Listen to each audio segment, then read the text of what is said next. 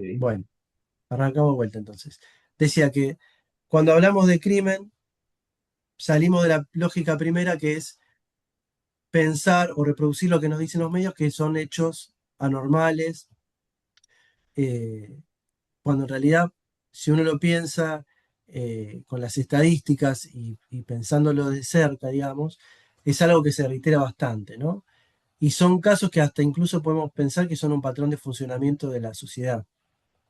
Les decía, el caso de los asesinatos de mujeres, los casos de gatillo fácil, bueno, podríamos pensar otros. No todos, pero unos cuantos son casi, podemos verlos como un patrón de funcionamiento de la sociedad. En ese sentido no son hechos anormales, este, sino que tienen que ver con la propia forma de desenvolverse de nuestra sociedad. Entonces, decíamos, el lunes anterior, los crímenes hablan de la sociedad y hablan del Estado, ¿no? Y eso es correcto, pero si lo ponemos más, no sé si se acuerdan, en relación a la frase de Engels, ¿no? Del crimen social, no sé si la pudieron releer, y pensamos que el Estado, más allá de las distintas teorías que podemos pensar sobre el Estado, es la forma de organización que nos damos, ¿no? Porque Hegel decía que es la organización más alta y Marx eso lo cuestiona y dirá que es una comunidad ilusoria porque no todos definen, porque algunos son propietarios de los medios de producción, porque tienen el monopolio de determinadas cuestiones y otros no. Sin embargo, seguimos siendo una comunidad y en tanto tal reproducimos esa forma de ser y esa forma de manejo. Entonces, cuando hablamos de un crimen, estamos hablando de nosotros como colectivo, ¿no? Y eso nos pone la pelota a nosotros mismos, ¿no? No nos saca, porque uno habla de teoría de Estado, de sociedad, y como que queda algo, una distinción analítica que se pierde de foco, que somos los crímenes que cometemos, ¿no? Aunque suene duro, como comunidad, hablamos la otra vez, consciente o semiconscientemente, avalamos determinados asesinatos, los toleramos, los impulsamos o en casos muy puntuales los rechazamos. Es en ese caso, en esa dimensión de los casos que rechazamos, después hay distintos tipos de rechazo, ¿no? Rechazos que son, no generan una movilización y rechazos que generan una movilización activa, ¿no? Eh, Eso por un lado. Pienso, por ejemplo, para ir mechándolo con casos puntuales que la otra vez se nos perdió un poco en lo teórico. Por ejemplo, cuando fue el caso Jubileo, en 1985, que desaparece la doctora en la colonia Montes de Oca y sale a la luz las condiciones en que vivían los internos de la colonia Montes de Oca. Se hizo todo un show mediático, etcétera. Obviamente la doctora esta no apareció, pero lo de fondo, que eran las condiciones de vida de los internos, las condiciones en que se trabaja la salud mental, la concepción del asilo, no cambió hasta el 2006, ¿no? Hasta el 2006, que otro gobierno y otro director de la colonia, lo primero que dijo fue, cuando yo llegué a la colonia, los internos circulaban desnudos. Esto en invierno, en verano, en cualquier época. ¿Por qué? Porque decían que no se querían vestir. Bueno, alguien se tomó el trabajo de decirles, no, te tenés que vestir, y desde ese momento los internos se vistieron sin problema, ¿no? Entonces, fíjense que desde el 85 al 2006 por más que hubo indignación, no se modificó ese régimen de trabajo en la salud mental, por ejemplo, para dar un caso. Ni hablar los casos de gatillo fácil, que después si hacemos un listado lo vamos a ver como una continuidad más allá de los distintos momentos. Entonces, primera cuestión, el crimen no es algo anormal. Segunda cuestión, habla de nosotros como sociedad, ¿no? Ahí les recordaba eso de cuando cuando como sociedad observamos condiciones que arrojan una cantidad de gente a la muerte, en este caso podría ser los enfermos de cáncer en el gobierno de Milei o condiciones de vida, es responsable de lo que está pasando y es un crimen social. ¿no? Hay otra teórica, ahora no me quiero ir muy por las ramas, pero que se llama Iris Marion Young. Después les mando el libro si lo encuentro, que para pensar esto mismo trabaja con el concepto de responsabilidad política, responsabilidad social política. Entonces, hablamos, cuando nos referimos entonces a esta violencia que es parte constitutiva del Estado, eso nos remite a a la concepción tradicional más usada de Weber de que el Estado es el monopolio de la violencia, pero no la tenemos que pensar como un hecho eh, de último recurso, sino como una administración constante de la violencia, ¿no? Que el Estado define cuándo la ejerce y cómo la ejerce. Decía otro compañero que puede ser simbólica, puede ser material, y también charlábamos que puede ser oficial o puede ser paraoficial, ¿no? La violencia de la cual el Estado no se hace cargo, pero viéndolo en perspectiva vemos que está involucrado, ¿no? Eh, para traer otro caso, por ejemplo, cuando los grupos eh, de parapoliciales o- o similares a la AAA secuestran a Sivak, ¿no?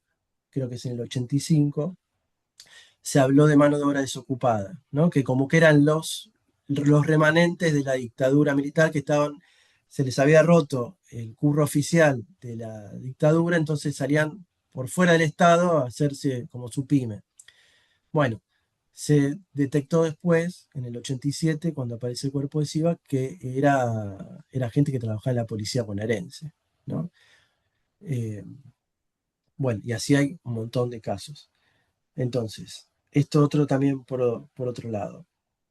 Eh, Charlábamos lo de los casos, ¿no? Que hay casos que se distinguen del resto de los casos porque hay algunas muertes que importan más que otras. Y eso ya es toda una definición de nosotros como comunidad, porque algunas muertes no nos importan y otras sí.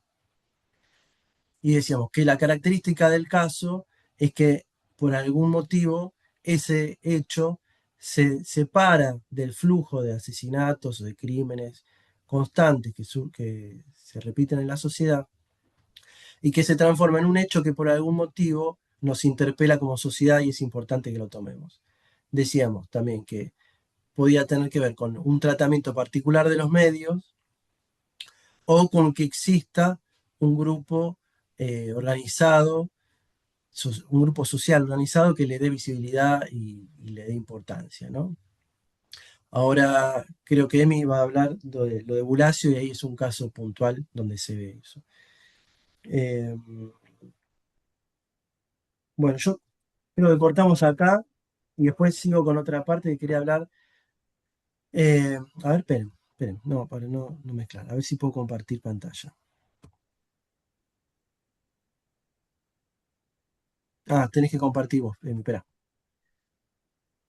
a ver si puedo ponerme de vuelta como anfitrión. A ver si ahora lo puedo compartir.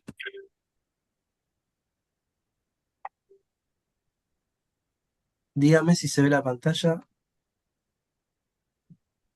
¿Se ve? Sí, se ve, se ve, se ve. Sí, sí.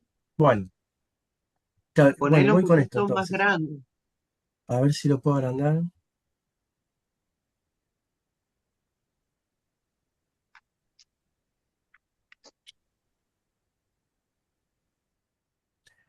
No sé cómo agrandar esto. Poner presentación. Lo puse como, a ver, no, Si a ver, ahí apretás está. F5 se pone solo. F5, eh, es que encima no es mi compuesta. No encuentro el F5. Bueno, ¿se ve muy chiquito? A ver si no. ¿No? Se ve bien, pero ¿Se ve? si no, Sí, no me fíjate haga. que arriba a tu izquierda Sí, tenés un disquete, ese mismo. ahí, Apretá ese, ahí sí. está. Perfecto. Bueno, todo esto lo vimos, que es lo que estábamos repasando recién. Les decía, en esa construcción de los medios y de la memoria, y algo de razón hay, pero también hay mucho de construcción, se podrían como agrupar los casos policiales por gobierno, ¿no? Y entonces, no importa tanto los casos puntuales, ¿no? Después lo vemos, pero el gobierno de Alfonsín se podría catalogar como eso, esa mano de obra desocupada que le decían, y la persistencia de esa mano de obra desocupada, ¿no? Después lo podríamos reconfigurar, pero el caso de Siva, ¿qué es eso? El clan Pucho es eso, Guglielminetti, Minetti, después lo pueden googlear si quieren, es eso. El caso de Jubileo también es algo que resuena bastante en relación a eso, porque la hipótesis, algunas de las hipótesis tuvieron que ver con que ella había estado participando del Cordobazo y que tenía un ex marido que era ex militante del PRT. Aunque también se puede vincular con una prehistoria de los casos de feminismo, porque también en ese periodo de tiempo, aparte del caso Jubileo, se da el de Oriel Brandt en Citibel, también una muerte de una mujer, y Adriana Montoya, que es una eh, mujer que estaba, no me acuerdo en qué piso, que alguien que estaba con ella intenta violarla, ella se tira de la ventana. Y bueno, ahí como que se empieza a armar un primer grupo que te empieza a trabajar la cuestión legal de la violencia específica contra las mujeres, ¿no? O sea, digo, esto se puede reconfigurar, pero en la memoria nuestra queda, y se lo trabajó como los resabios del terror de la dictadura en el gobierno de Alfonsín. El gobierno de Menem es la era del terror por los atentados a la embajada y a la AMIA, ¿no? Y las mafias en disputa por los distintos negocios que había dando vuelta, ¿no? ¿Se acuerdan de Chabran? Bueno, Cataño. La alianza los gobiernos de la alianza y Duhalde ya empieza a referenciarse mucho más con los casos de conflicto social, ¿no? Y está Teresa Rodríguez, Aníbal Verón. eh, el gobierno de la Alianza asume reprimiendo el puente de Corrientes, Maxi y Darío, que creo que lo trabajaba Carla, y Cisneros en 2002. Bueno, también Fuente Alba, pero yo le decía también la otra vez, esto que la inteligencia artificial a mí me dibujó en un ciclo descendente, yo lo veo más como un ciclo ascendente, porque lo que está en juego ahí es la capacidad de construir un nosotros colectivo, ¿no? Que le da contenido y sentido a cada una de estas muertes y genera una respuesta hacia eso. Pero bueno, eso, si llegamos, lo vemos después. Y en el gobierno de Kirchner, primero la corrupción como cuestión que se arrastraba a lo largo de los años, Cromañón, tragedia de Once, las inundaciones de La Plata, o sea, tiene que ver, le dicen corrupción, pero también le podríamos decir falta de inversión en estructura, ¿no? Y sobre el final del gobierno de Kirchner, de Cristina, eh, ya empiezan los casos que se identifican más como específicamente políticos, que tienen que ver con la persistencia de algunos casos de gatillo fácil, como Luciano Arruga, pero también está la desaparición de Julio López, Mariano Ferreira, que si se acuerdan fue asesinado por la patota de los ferroviarios, de un sector de los ferroviarios. Eh, bueno, y el caso más resonante, que creo que es el que va a traer Julián, de Nisman. Gobierno de Macri, conflicto vuelve a ser territorial, ¿no? Pero acá ya hay un cambio fuerte en en la interpretación de los casos, ¿no? Eso que antes se podía dibujar como un increyendo de organización, ¿no? Y de identificar a quiénes son los responsables, la responsabilidad del Estado, las fuerzas oficiales, una solidaridad con los sectores populares del conjunto de la sociedad, en mayor o menor grado, pero solidaridad al fin, o en todo caso tolerancia, ¿no?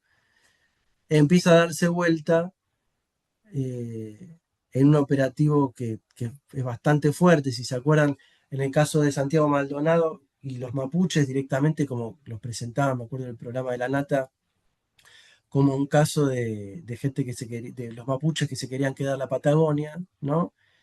Y en el caso de Rafael Nahuel, directamente, bueno, acá se acuerdan que estuvo desaparecido y de repente aparece, bueno, y quedó medio en la nebulosa, como que fue el propio Santiago que no sabía nadar y por el peso del pullover no pudo flotar. Bueno, pero en el caso de Rafael Nahuel directamente fue asesinado de un tiro por la espalda y no generó ningún tipo de solidaridad. Eh, Voy a avanzar rápido, pero después en tu caso lo podemos retomar. Todos estos casos que podemos ver, para mí es importante que los pensemos yendo al contexto nuestro, ¿no? Particular de nuestro país, de que no se pueden entender si no entendemos que uno de los legados de la dictadura fue eso que decía Juan Villarreal, que era que nosotros heredamos, al entrar en la dictadura, nosotros teníamos un país con sectores populares bastante homogéneos entre sí y sectores dominantes heterogéneos, y salimos con una ecuación inversa. Salimos con una sociedad, con una clase dominante bastante eh, sintetizada, digamos, y sectores populares fragmentados y heterogeneizados, ¿no? Salimos de la dictadura militar con la derrota del proyecto revolucionario y el desarme de uno de estos dos contendientes, con los gobiernos que asumían en plena crisis del endeudamiento, entonces también bastante maniatados para generar políticas soberanas, y simbólicamente con la teoría de los dos demonios, que era la que equiparaba el, el terrorismo, y esa palabra es clave, de los grupos revolucionarios con los sectores militares, ¿no? A eso se sumó en 1990 la caída del muro, la derrota del socialismo realmente existente y el concepto que fue bastante financiado y con mucha impronta en las universidades del fin de la historia, ¿no? Los crímenes, la interpretación de los crímenes, de la violencia social, no puede ser leída sin este marco teórico, que es el que nos acompaña hasta el día de hoy en tiempos de la democracia, ¿no? Esto es lo que les decía. Como parte del debate y la recomposición social y política que hay a lo largo de los años 90, esa teoría de los dos demonios, que es fundante de nuestra democracia, sobre todo a partir de la dinámica que imprime Hijos y la recuperación de sus propias historias personales, humanizando el conflicto ¿no? Se logra no, romper en parte esta lectura de los dos demonios equiparables, digamos, ¿no? Bueno, pero hay un texto de Daniel Feierstein, que es Los dos demonios recargados, que en lo que dice Feierstein, que es un sociólogo que trabaja el genocidio, es que hay como una vuelta a la teoría, a partir del caso de Maldonado, sobre todo se ve, pero que también lo de las 14 toneladas de piedra va a aportar en este sentido, ¿no? Que también es una construcción que fortalece la idea esta de los infiltrados, ¿no? Con los que tiran piedras, más allá de que haya sectores de la policía, ¿no? Que se rebelen, que estén tirando piedras en una movilización popular. Lo cierto es que esa construcción también lo que está deslegitimando es rebelarse contra las fuerzas del orden, ¿no? Del orden injusto que todos conocemos.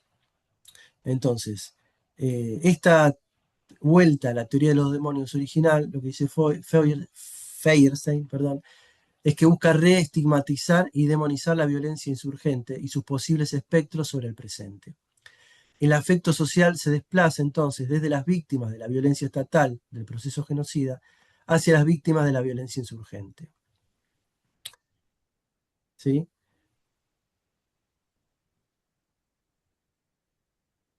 Corto acá, si no, no lo hago ya tan monólogo. Ahora vamos a ver, sí, después volvemos sobre esto con el texto que yo les pasé de Butler, que estaba bueno para retomar estas cuestiones con un par de ideas más. Pero bueno, hasta acá más o menos se entiende, nos ponemos, estamos de acuerdo, quieren completar algo. ¿Podrías volver a recordar esa última parte de cuando la violencia de un lado se traslada al otro, a los insurgentes?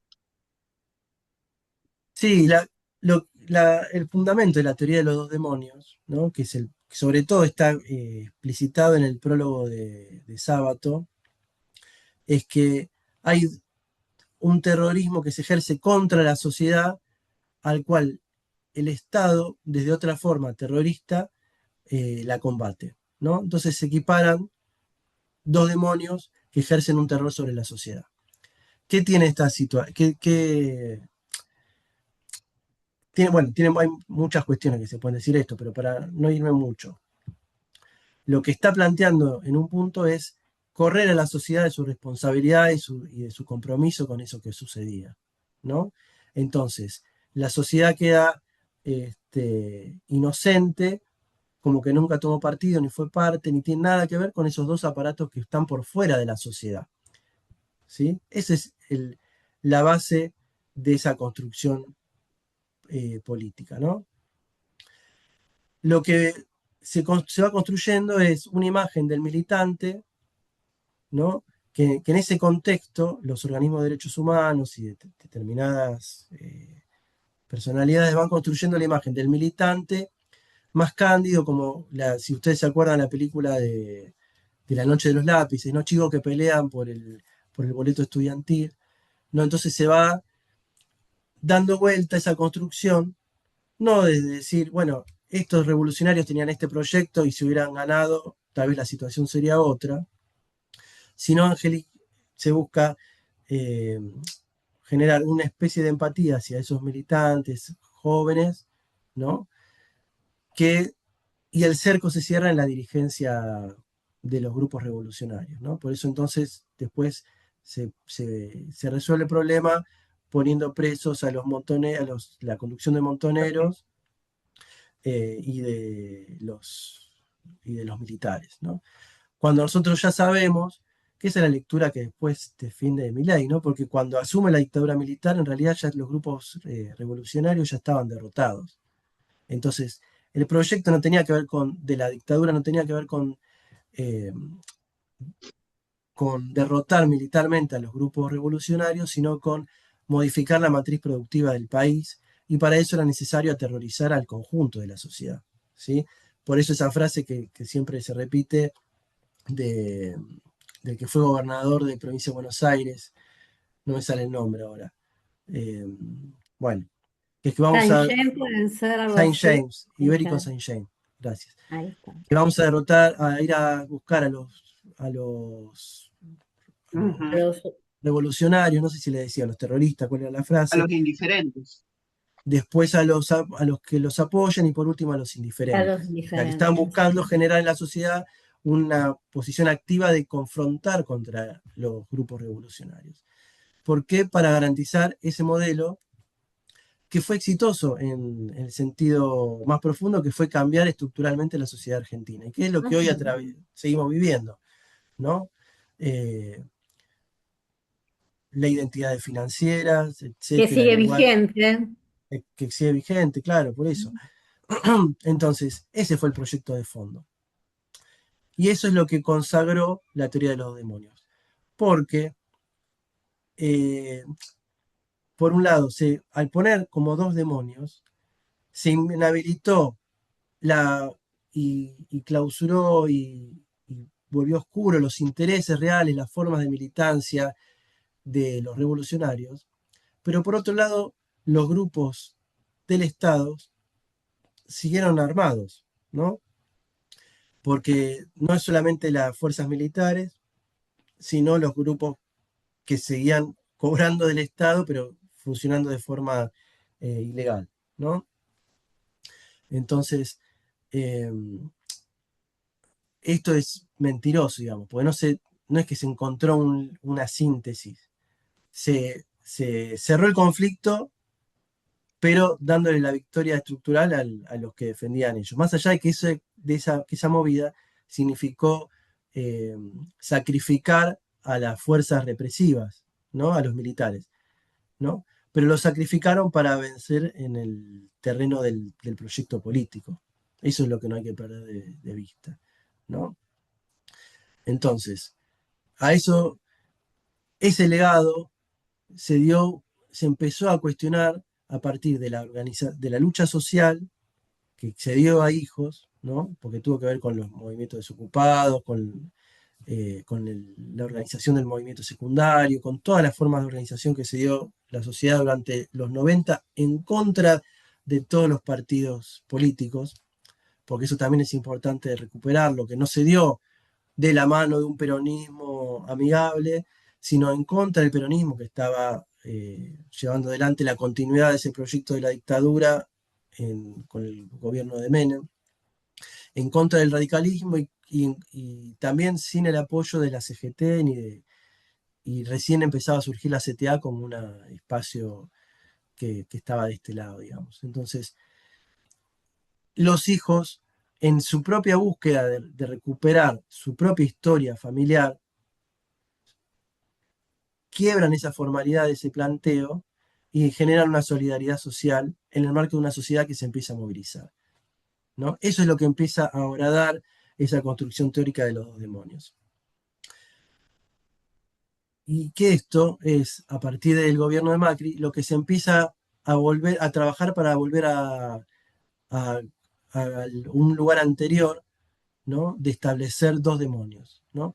Que ya no es hacia los grupos revolucionarios, sino hacia cualquiera que defina como política de intervención no asumir la resignación, ¿no? Entonces, cuando viene la policía y te dice te tenés que ir a tu casa, te tenés que ir, ¿no?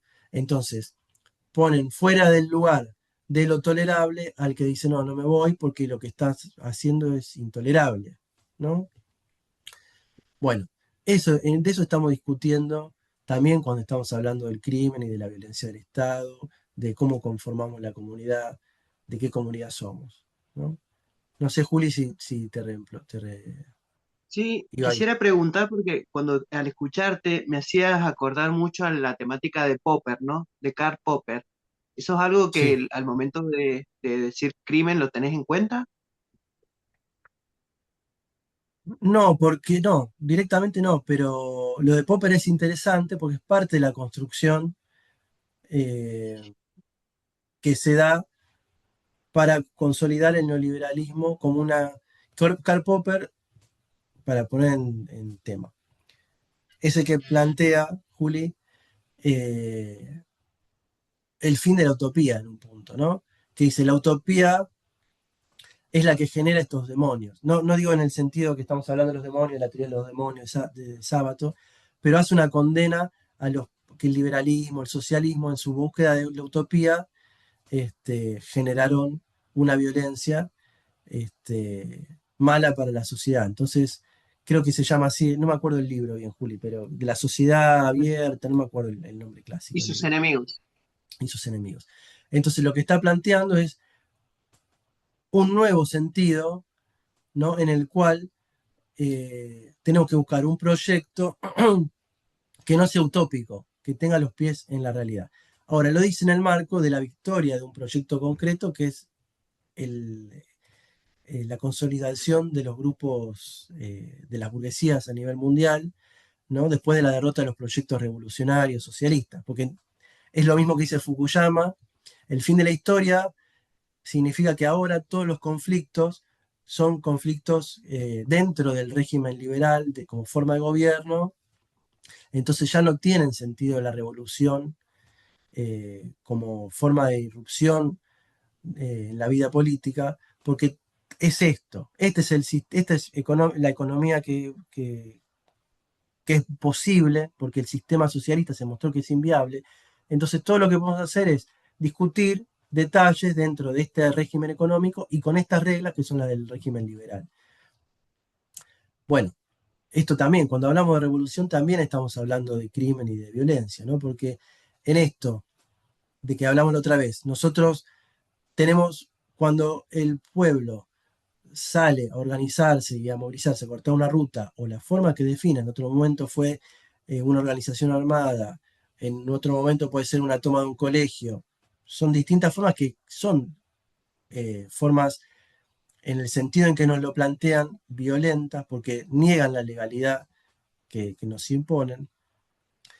Sin embargo, tenemos que usar la misma palabra, violencia, que la misma que usamos, que usa el sistema. Sin embargo, si ustedes se acuerdan, Perón tenía una frase muy conocida que discutiendo con esto mismo decía, la violencia en manos del pueblo no es violencia, es justicia, ¿no? Fíjense que acá lo que está discutiendo Perón hace 1000 años era que esto no es violencia, esto es decirle basta a una injusticia precedente, porque es parte de la justicia rebelarse para decir que no, ¿no? Entonces, esto implica volver a recuperar, por ejemplo, entre otras cosas, la posibilidad, aunque sea de nombrarla, a ver qué pasa, la palabra revolución, ¿no? ¿Qué tipo o insurrección o lo que quieran?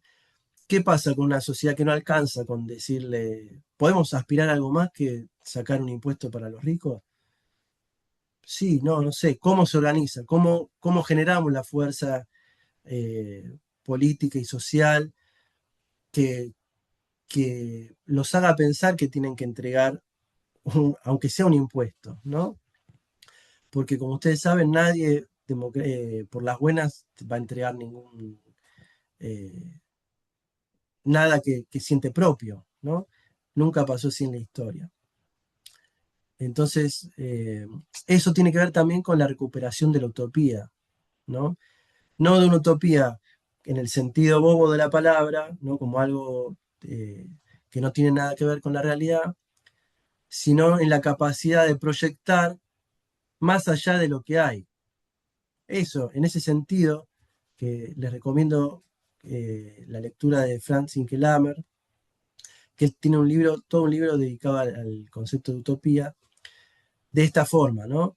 Recuperar una utopía que no es algo que en un sentido por fuera de la realidad, sino que recuperar la propia forma de pensar del ser humano, que es que nosotros no pensamos solamente con lo que tenemos, sino que nos proyectamos más allá de lo que tenemos para pensar distintas cuestiones, ¿no?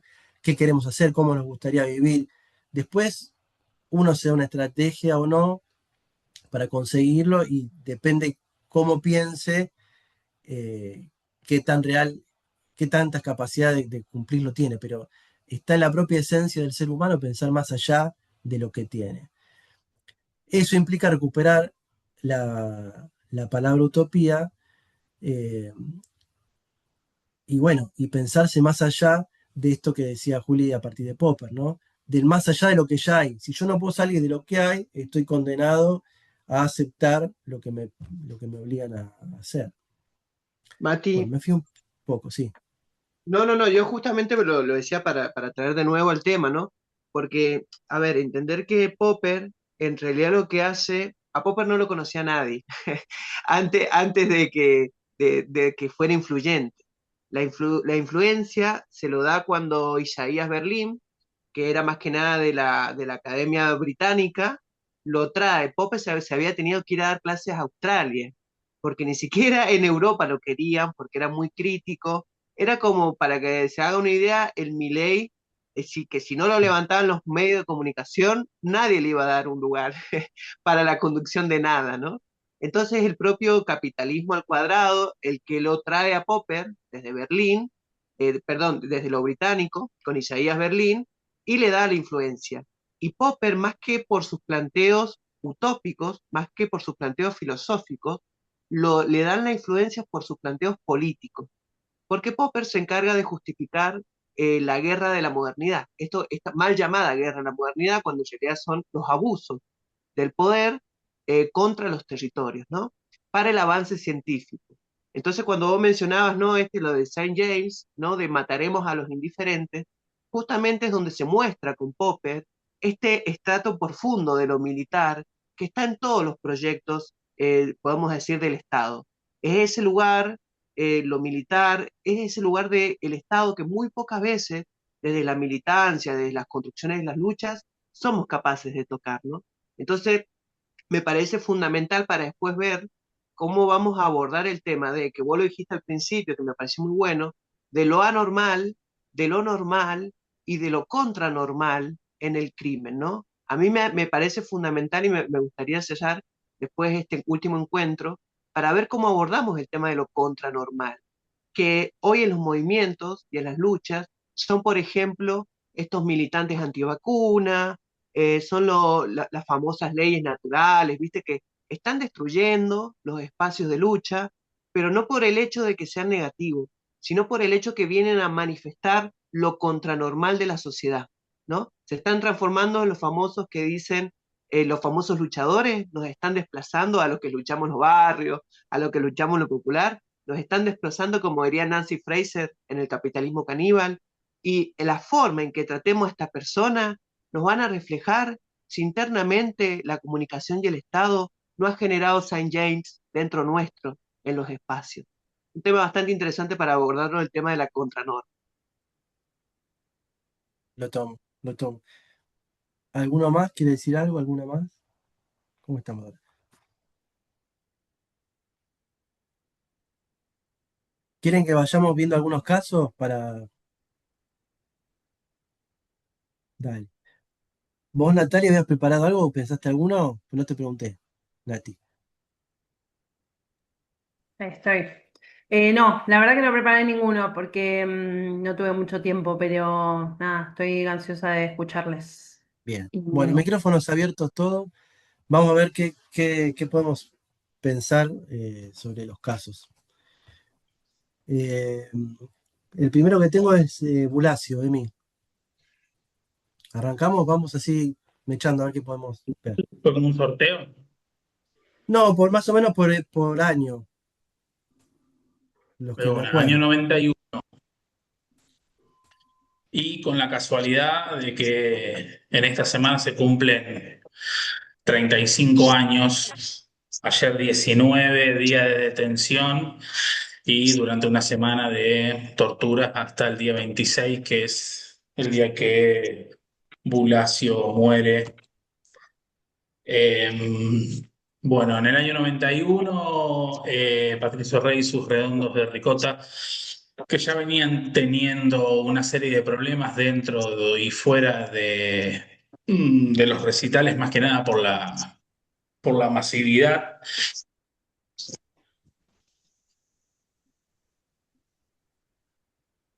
¿Se colgó o soy yo? se quedó congelado. Ay, sí, pensé justo yo había tocado algo en la compu, pensé que. Sí. ¿Te escucha? Bueno, si no lo esperamos. Emi, ahí está, Ahí está. quedaste colgada. Volvé. Dale de vuelta. ¿No se escuchó nada? Sí, sí, hasta la parte de que los redonditos venían con una serie de De complicaciones. problema. Bien, perfecto. Entonces puedo desdecirme. Bueno, afuera de obras sanitarias, una racia llevada adelante por la Policía Federal Argentina en ese momento detuvo a 80 personas en ese registro.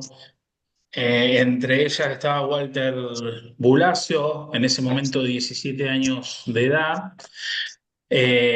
Durante las primeras horas no se supo nada, o no hubo ninguna especie de comunicación con las familias ni nada por el estilo. Todo esto ocurrió en la comisaría 35. Eh, Esa misma noche, llegando a la mañana siguiente, Walter fue trasladado al Hospital Virobano, donde el primer registro médico solo aparecen como golpeado, golpes,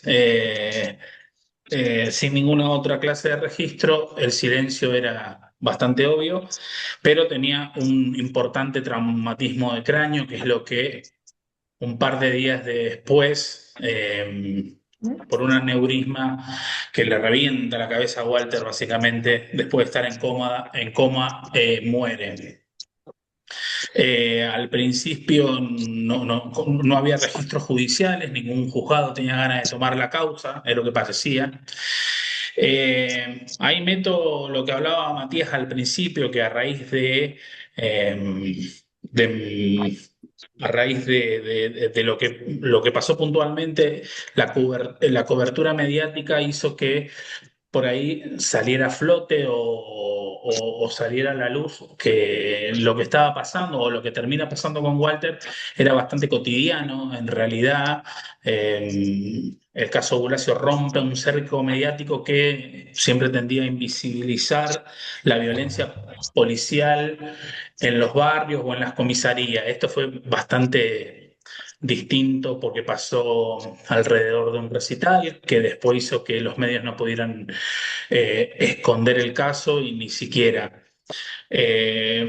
Al ser un estudiante secundario también empezó a moverse el caso dentro de los colegios secundarios, más allá de... También esto rompió... En YouTube hay un par de notas en la calle que se hacían a la salida de los colegios secundarios, donde también esto rompió con una cuestión de clase.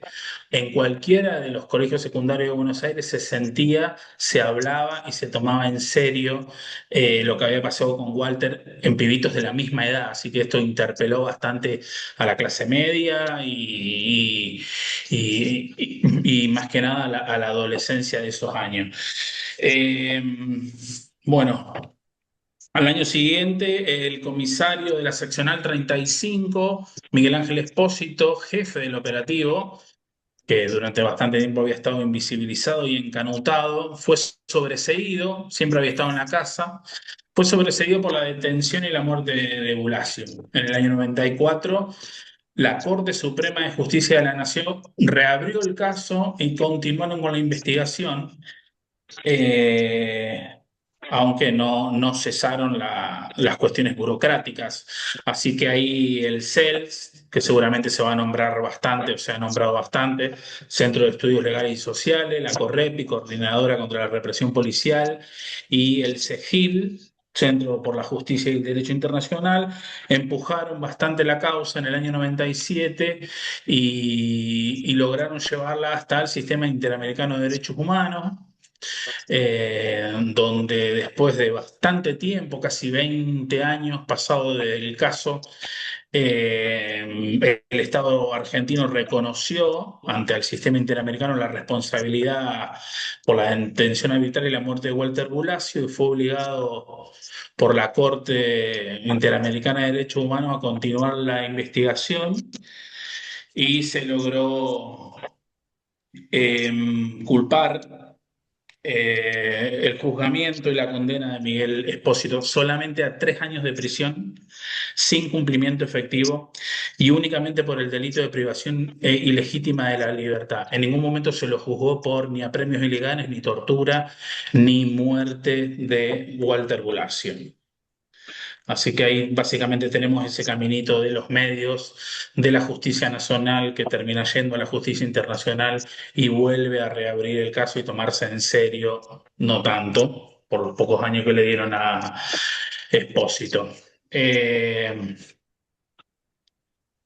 pegaron mucho a Walter, le pegaron muchísimo, es terrible los relatos que hay. Tras ser detenido y torturado junto a 9 amigos, la única diferencia que hicieron con él es darle una silla que básicamente es en la que termina de, de sostenerlo en ese momento. Y uno de los amigos, con una lapicera, raspó las paredes, tallando los nombres de todos los detenidos presentes. Y abajo decía: caímos por estar parados. Es terrible eso. Y voy a cerrar con una pequeña, súper breve poesía popular. Vamos la renga, ponga huevo, vaya al frente, que se lo pide toda la gente. Una bandera que diga Che Guevara, un par de rock and rolls y un porro para fumar. Matar a un rati para vengar a Walter y que en toda la Argentina comience el carnaval. Muy bueno, muy bueno a mí. Y está bueno también, ¿no? Que ahora no me hace reír. Si fuera Jagorowsky, ¿qué diría? Se lo cantaría, ¿no? Matar un rato. No, que estamos tan en lo políticamente correcto como norma, que está bueno recuperar lo que surgía de abajo, no de líderes revolucionarios ni de nada. Un poco Y de capaz que un contexto. poco hay un montón de cuestiones después bastante particulares entre los redondos, la familia, la abuela, los padres, las marchas, gente que bardeaba la banda, gente que no, canciones dedicadas para Walter desde la misma banda, algunas cuestiones económicas, para raspar hay bastante, pero me parece que este era un caminito Está bueno, está bueno. entre lo que pasó, entre los medios, entre la justicia y entre... Aporto un poco de contexto para, para sumarle a lo que queremos trabajar. Va, lo que queremos. Algunas cosas como para trabajar en otro momento o que ustedes las vayan pensando. Es importante, eso está creo que en la notita del aguante del libro que yo les pasé, el texto de Walter. Pero que es importante pensarlo en relación a la masacre de Budge, porque para que el caso de Walter sea lo que fue, tuvo que haber pasado antes una masacre de Budge, que fue medio un fusilamiento en Budge de 3 pibes que estaban tomando una cerveza y que había un montón de vecinos ahí mirándolos, entonces, y quedaron muy expuestos los policías que aparte fingieron como si hubiera sido un tiroteo y creo que le habían metido como 7 tiros o 5 tiros a cada uno de los, de los pibes estos que estaban ahí. Eso generó toda una organización en el barrio con abogados. Ahí el abogado que tienen los familiares eh, es la primera vez que se usa el caso de gatillo fácil, el gatillo fácil como concepto, que es un concepto que había usado Rodolfo Walsh, que decía la secta del gatillo alegre, ¿no?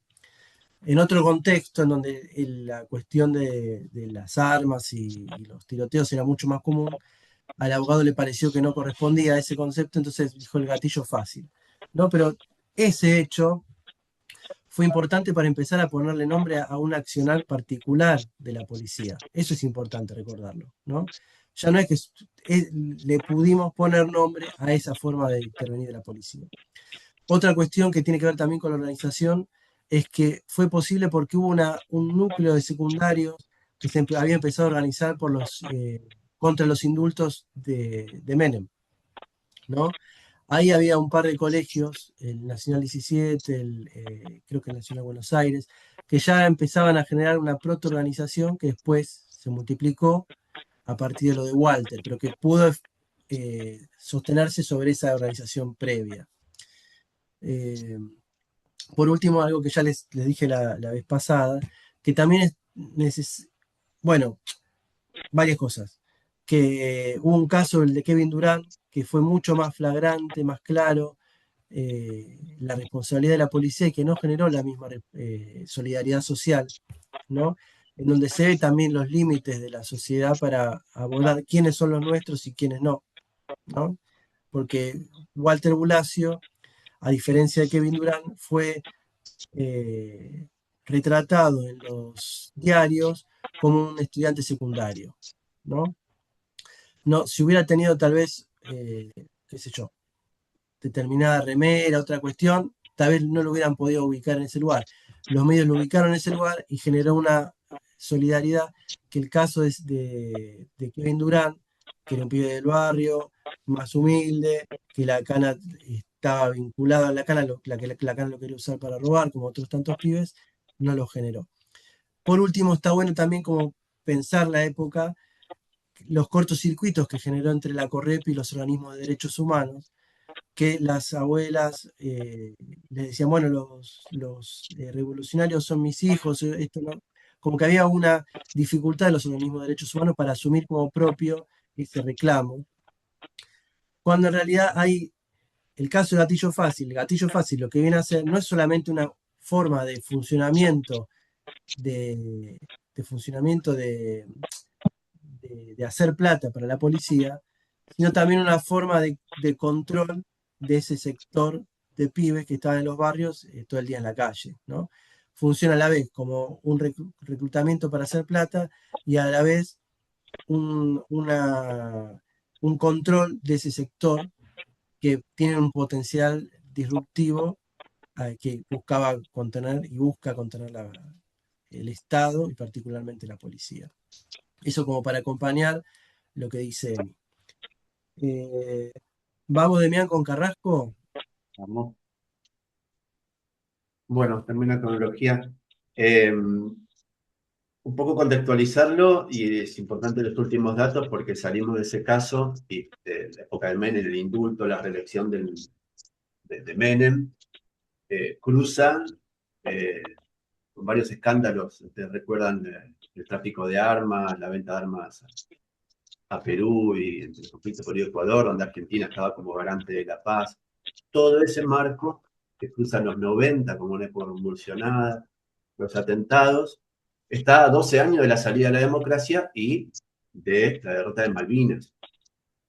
Y entonces ese intento de relevar y reestructurar las Fuerzas Armadas como una imagen hacia el público cruza algo que es histórico desde la creación del ejército argentino, que es el servicio militar obligatorio.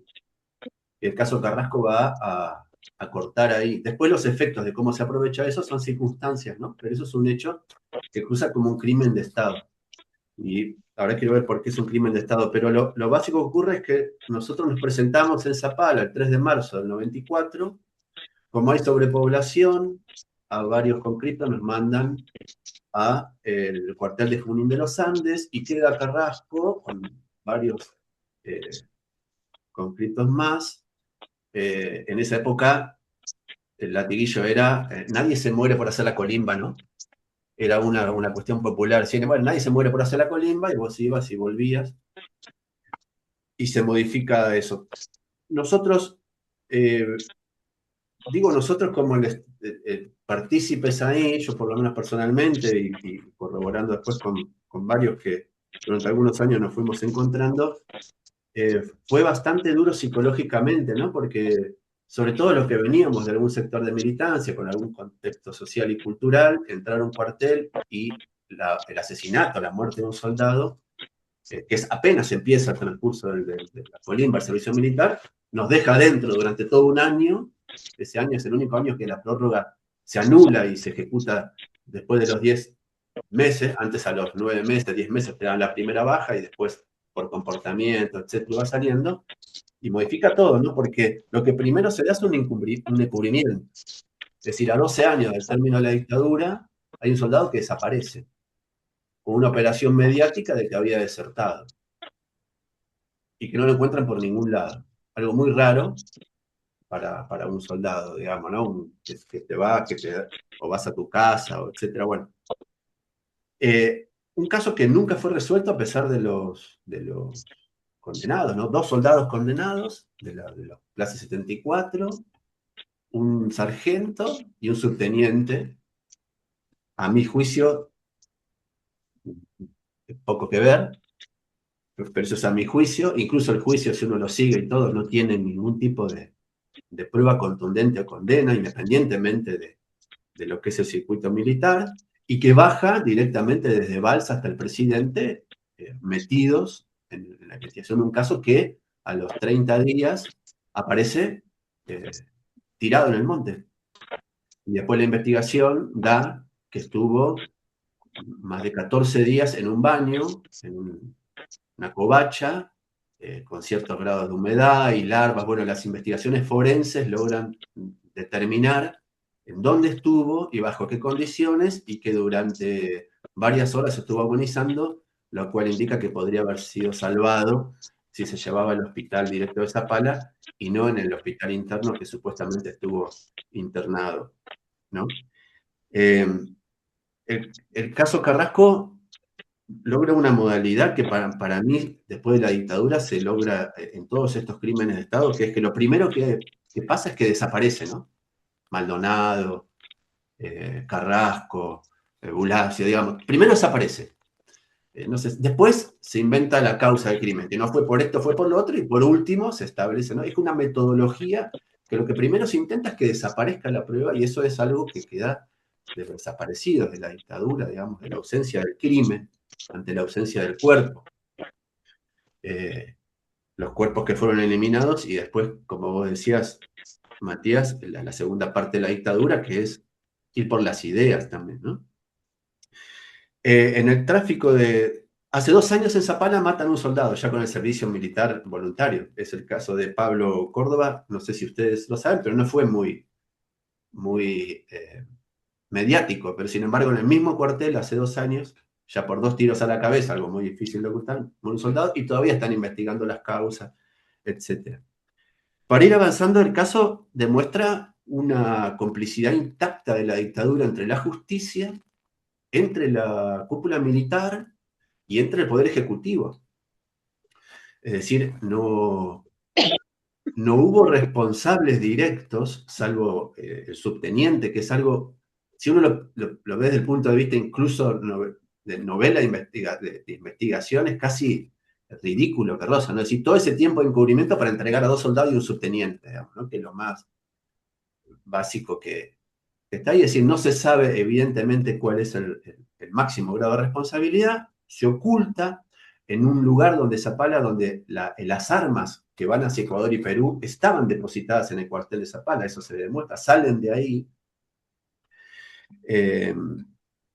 digamos, muchas cosas para ocultar en ese contrabando, cosas que se fueron presentando durante el juicio, y demuestra, tal vez esto sea para el debate, pero es una posición desde una mirada, es que es el intento desesperado del Estado para recuperar las Fuerzas Armadas como brazo represivo, porque es una garantía de dominación del capital, digamos, ¿no? O sea, el Estado y este nuevo pacto democrático-social, que ya estaba hecho el trabajo sucio, y esa nueva forma de dominación del capital, el neoliberalismo, la entrada al mundo con el menemismo, necesita un gran ajuste, necesita las fuerzas represivas, y esas fuerzas represivas es la única forma de administrar el trabajo bajo el capitalismo, y entonces esa represión ejecutada necesita un ejército, unas fuerzas armadas, con ese consenso social para los que están, y vamos a ver después todos esos casos, ¿no? Bueno, para avanzar, es decir, este caso modifica un sistema histórico en Argentina, que es el servicio militar obligatorio, logra sacar a un sector de la población del uso de las armas, que es por donde pasaron todos los jóvenes argentinos en edad de hacerlo, salvo algunas condiciones donde quedabas exceptuado, durante décadas y décadas, y logra profesionalizar, entre comillas, ese ejército como consecuencias. Provoca una marcha masiva en Zapala, en todo Neuquén se provoca una marcha masiva. En el veredicto los jueces escapan por la terraza, es decir, es una embestida muy fuerte cuando se conoce el veredicto, porque nadie de la población creía que los culpables fuesen los culpables, y mucho menos que se pagara con 10 años de prisión o 3 años por la obediencia debida. Es uno de los casos donde directamente después de la dictadura, la inteligencia militar y la justicia militar investiga y actúa en consonancia con la justicia un caso civil, ¿no? De muerte civil. O sea, no puede investigar, según las leyes democráticas, un asesinato. Y entonces hay cosas que, bueno, crimen de Estado, como las Fuerzas Armadas a cargo de la población,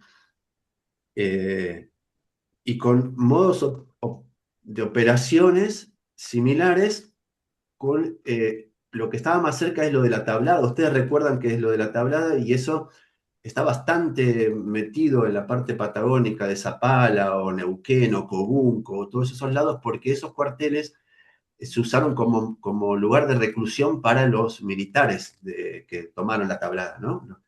Había muchísima cantidad de carapintadas, digamos, ¿no? Son carapintadas que van ahí, se pasan sus últimos años ahí, o los subalternos. Bueno, se da una conjunción de varias cosas que da a conocer socialmente que la violencia como método de enseñanza y regimentación, y lo que va a usar como esa violencia simbólica y concreta, era un uso permanente, y que tiene una aceptación social, digamos, ¿no? Eso que te hace hombre, que necesita, es decir, recomponer el servicio militar para enseñar la cultura del trabajo, todas esas cosas que están en el inconsciente social o en el consciente social, y que demuestra hasta dónde llega. El caso Carrasco despierta y demuestra que hubo casos anteriores, que han quedado soldados inválidos. Bueno, hay varias cosas ahí que logra sacar a la luz, pero es como una bisagra, ¿no? A 12 años de la salida de la dictadura, y lo más cercano va a ser lo de, por lo menos acá, lo de Teresa Rodríguez, se encuentran en lo que es el putracaso, etcétera. Bueno, ese panorama, no sé si queda alguna, seguramente detalles hay muchísimos, pero nos generó a todas esa última clase, nos quedó el mote como clase Carrasco, ¿no? De haber Bueno, vivido esa situación. está bueno como me parece que una de las cosas que se me ocurre, por un lado, vincularlo con lo que les decía del caso Jubileo, de que Mm. fíjense los años que tardó en generar una respuesta del Estado para modificar ese régimen respecto a la forma de trabajar con la salud mental. En este caso, que los excesos o las torturas, para decirlo correctamente, de los militares con los soldados, ya es algo que está documentado desde la época de la Guerra de Malvinas, mínimo. Ahí ya había saltado a la luz clarísimo. Eso de que comían los oficiales y a los soldados los dejaban sin comer, las condiciones, que los estaqueaban. Fíjense que eso, que ya se sabía desde el 82 y que fue una de las causas importantes de que se tuvieran que ir los milicos, cómo tuvo continuidad y sigue de alguna forma, la única posibilidad de romperlo fue cortar con el sistema militar obligatorio, ¿no? Algo así como lo que hizo Kirchner con la represión, cuando definió que la policía no tenía que salir Tal cual. con balas de plomo porque no tenía posibilidad de garantizar que no la usen, ¿no? Pero bueno, al margen. Ah, y lo otro, que esto que es algo nacional, porque es una fuerza armada de la nación, tuvieron la capacidad de darle un cerco local en Zapala. Yo, por ejemplo, no sabía esto de que los jueces se habían tenido que ir por las ventanas, de la movilización masiva, ¿no? Eh, y eso también habla de muchas cosas, digamos, ¿no? Después podemos, para que lo piense cada uno, pero digo, habla de muchas cosas. El caso Pablo Cor hace 2 años no generó más que una reunión, una marchita. Fue todo lo contrario, digamos, ¿no? Para ver lo actual y no generó nada. Claro. Y la pregunta sería, ¿de qué forma hacer? ¿Cuál sería la forma para que los casos que son importantes y que no pasan de un ámbito local, ¿no? ¿Qué tendría que pasar para que eso llegue a tener una dimensión nacional? Pero bueno, ¿quién sigue? ¿O Si qué quieren, voy saltábamos? con... ¿El Prati? Si querés, Había Matías, Juanma, sí, perdón, decime. no, que justo me estuve fijando, me engancho a un comentario Sí, porque justo Víctor Vital, el Frente, eso, es del 99, ahí lo estuve chequeando. Un perfecto. poquito para contarle a los compañeros, es un chico que robaba ahí en la zona de San Fernando, asalta un camión de la Serenísima, reparte, digamos, la leche entre los vecinos, ¿viste? Toda una acción así que lo hizo muy popular. La policía entra al el barrio San Francisco, que es ahí en Virreyes. El pibe, bueno, lo acorrala la policía y él alcanza a decir, bueno, no me tiren, me entrego. Y bueno, y ahí lo fusilan ahí mismo, ¿no? Es un muchacho que tenía 17 años y que, bueno, se hizo conocido por este libro de Alarcón, que toma una frase de él que ahí la Correpi, después si quieren fijarse en la página, toma la frase textual que dice, si me agarran, me hagan una corona con los colores de Boca y me toquen cumbia. Por eso el nombre del libro de Alarcón, ¿no? De, si quieren, no me acuerdo cómo era, pero era algo así, ¿no? Que toquen cumbia, algo así. Cuando me muera quiero que Ese es toques del cumbia, creo que noventa sí. y nueve Y bueno, exacto, gracias. Y nada, y lo curioso es que es la tumba más visitada de ahí del cementerio de San Fernando. Se volvió como una especie de Robin Hood, digamos, del barrio. Y bueno, me pareció interesante porque también se enmarca en ese ámbito bueno, que ya se empezaba a ver la crisis social, ¿no? la Argentina, año 99. Bueno, y la metodología es esa, ¿no? Muchas veces, si lo hacemos cierto paralelismo, ¿se acuerdan eso de los simulacros de enfrentamiento, ¿no? Esto de que el pibe ya estaba entregado y lo rematan igual. Y lo que estaba viendo ahí como dato curioso, que el tipo que lo mata, Sosa, después se reintegra a la fuerza.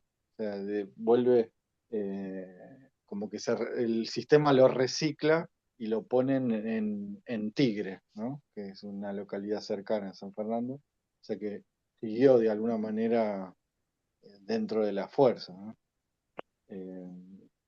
Bueno, eso me acordaba de eso cuando la clase anterior quería hacer mención a la historia de este muchacho.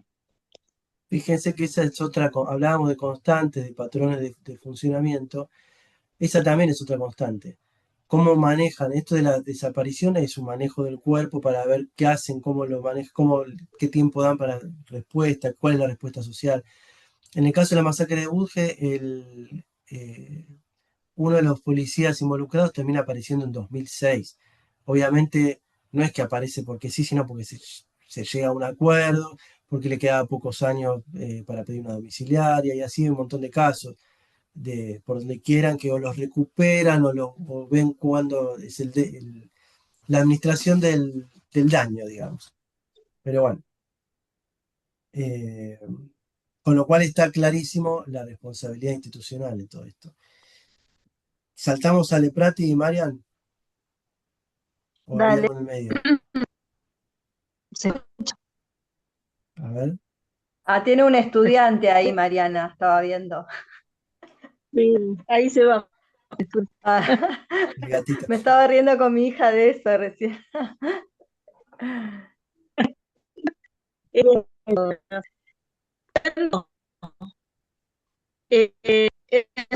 Hubo ocho asesinados A ver, en diciembre para, de Marian, sale muy 2003. entrecortado. A ver si estás, no sé si tal vez acercándote, sale mejor, a ver, al micrófono. No sé, no, algo Tal vez si no, Mariana, apaga la cámara y aprovechas toda la señal para hablar. A ver si mejora, sí. ¿no? Ahí se escucha. Perfecto, sí, mejor. A ver, Bueno, en Rosario en el 2001 hubo 8 asesinados, pero el que más se recuerda es Pocho Leprati. Pocho Leprati fue un militante social y sindical en Ate, asesinado por la policía de la provincia de Santa Fe. Era auxiliar de cocina en una escuela del barrio Las Flores, que es un barrio muy pobre de Rosario, y el 19 de diciembre de 2001 se subió al techo para frenar a la policía que estaba disparando cerca de la escuela. La canción de León Gieco, compuesta por Luis Gurevich, inmortalizó su frase, aunque la cambió un poco. Él dijo, dejen de tirar, manga de hijos de puta, y en la canción se transforma en bajen las armas, que aquí solo hay pibes comiendo. Su asesino, el agente Velázquez, fue condenado a 14 años y los cumplió. Hay una escuela, la escuela secundaria 15, que lleva su nombre. Hay 3 canciones que se le dedicaron y acá les gano a todos porque hay sectores que han promovido su beatificación. Tenía 35 años y cuando vos me parece que preguntabas algo así como qué es lo que se necesita, qué es lo que confluye para que se recuerde, aquí confluyen varias cosas. Es un ex seminarista vinculado a la militancia sindical fuertemente, estaba en una escuela, lo matan a cielo abierto de un tiro en la tráquea, y León Gieco y 2 grupos más toman su historia para que sea conocida en todo el país. Eso nada más. digo. Muy bueno, Mariano. Excelente. ¿Alguna quiere decir algo de esto? Me acordando del hijo de puta de Reutemann. Es verdad, Flannery O'Connor, lo que dije el nombre de la canción de León Gieco, que la todos conocemos, que es El Ángel de la De la Bicicleta. bicicleta. Sí. Muy bueno, Mariana de 10. Seguimos con, ¿qué teníamos? Maxi Darío, lo, ¿no? Ahí está, no me podía desmutear. Ahí está. Bueno, eso, lo del ángel de la bicicleta, lo que nos dejó el arte con eso, ¿no? Me acuerdo mucho, Mati, del taller anterior que tuvimos, que hablábamos mucho del arte con todos estos acontecimientos sociales y es como que pega esto también, muy fuerte. Bueno, yo preparé para hablar de la masacre de Avellaneda conocida. Se trata del asesinato de dos jóvenes piqueteros que estaban en una manifestación post-2001, estaban en 2002, había muchas necesidades, la clase baja y la clase media estaban muy golpeadas, entonces ahí hubo como un resurgimiento piquetero en una de esas manifestaciones. Hubo represión policial, eh, hubo como un esparcimiento y fueron perseguidos por la policía y en la estación de Avellaneda matan por la espalda a uno de los jóvenes que se llamaba Maximiliano Costecchi, de 22 años. Va a defenderlo, a cuidarlo, Darío Santillán, que también lo matan por estar ahí defendiéndolo, siendo que pidió que paren el fuego, igual lo matan a los dos, la policía.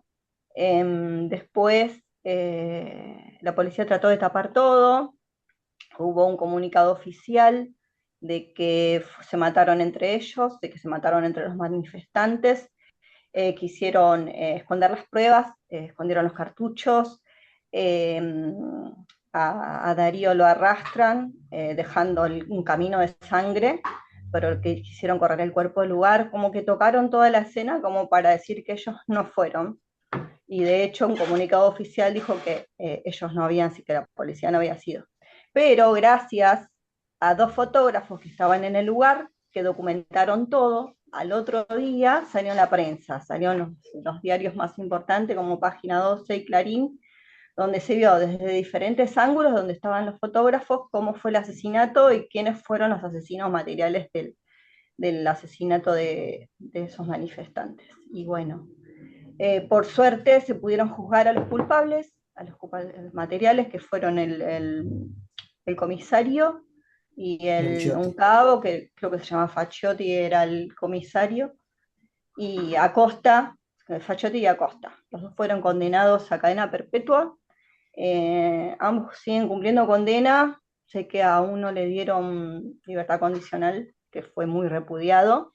Los familiares y como es, organismos sociales que repudian ese hecho, todavía siguen reclamando los responsables políticos que no fueron juzgados. Si bien no fueron juzgados, hubo muchas consecuencias políticas, como por ejemplo el presidente de ese momento, que era Dualde, tuvo que adelantar las elecciones y tuvo que bajarse, que él tenía pensado hacer una reelección, pero se tuvo que bajar. Todo por lo que tomó la dimensión mediática de lo que fue la masacre de Avellaneda, gracias a esos dos fotógrafos que pudieron documentar todo. Así que bueno, eso, resumido, lo hice rapidito Bueno, para hacer rápido. Le sumo a lo de Carla en recomendar en YouTube también un documental muy, muy bueno. La crisis causó dos nuevas muertes, que era, el título es La réplica de la tapa de Clarín. Y la verdad lo recomiendo por el hecho de que tiene todo el caminito, obviamente el contexto de por qué se llega hasta estas dos muertes, pero todo el encubrimiento de los fotógrafos, cómo dentro de Clarín se encanutan las fotos y empieza a haber como una interna súper fuerte de qué hacer con las fotos, hasta que, no me acuerdo el nombre del chabón, de las mejores fotos que él solo decide sacarlo por fuera. Ahí estaba el Pepe finado Mateos. Mateos, ahí Pepe estaba el Mateos. finado Blanco, me parece el apellido del periodista que estaba en TN, Blanc, no me Julio acuerdo. Blanco. Él fue el que diseñó, pensó la tapa y cómo encubrir hasta donde se pudo. Muy buen documental. Sí, los fotógrafos, perdón, eran Pepe Mateos y Sergio Kovalevsky, creo que sí, si no me confundo cómo lo pronuncio. Eh, Está clara la intención de ocultar la crisis causó nuevos muertos. Y lo importante, me parece, en este caso es tener en cuenta que en todo lo que fueron las muertes, los asesinatos, no las muertes, los asesinatos en el conflicto social, desde el 90, digamos del principio de los 90, pero en particular lo que tiene que ver con el ciclo piquetero del 95-96, tenía como objetivo frenar la movilización social, ¿no? El objetivo expreso era ese.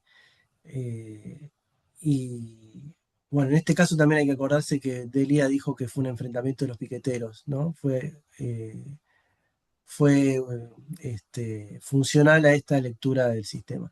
Pero iba a decir que lo importante, y por eso yo les decía que cuando veamos en continuo todos estos asesinatos, para mí no es que hay que leerlos en, en una lógica de descendente, sino ascendente. Lo que no lograron es frenar la movilización social. Esos asesinatos, lejos de debilitar la organización social y la decisión de pelea, de mínima no la pudieron bajar, ¿no? Y fue una constante que fue increyendo. De hecho, yo hablaba con un compañero el otro día que estaba en uno de esos MTD y yo tenía el recuerdo de que no había sido un boom en organización en las movilizaciones, ¿no? Porque no es que después de la muerte, el asesinato de Maxi Darío, saltó exponencialmente la organización en las movilizaciones. Pero él me decía que eso no pasó porque había generado también un cierto miedo, pero sí que creció mucho horizontalmente en distintas actividades y organizaciones los MTD, ¿no? Eh, de hecho, el MTE y la Marea y esos grupos eh, salen un poco de ahí también, de esa experiencia, ¿no?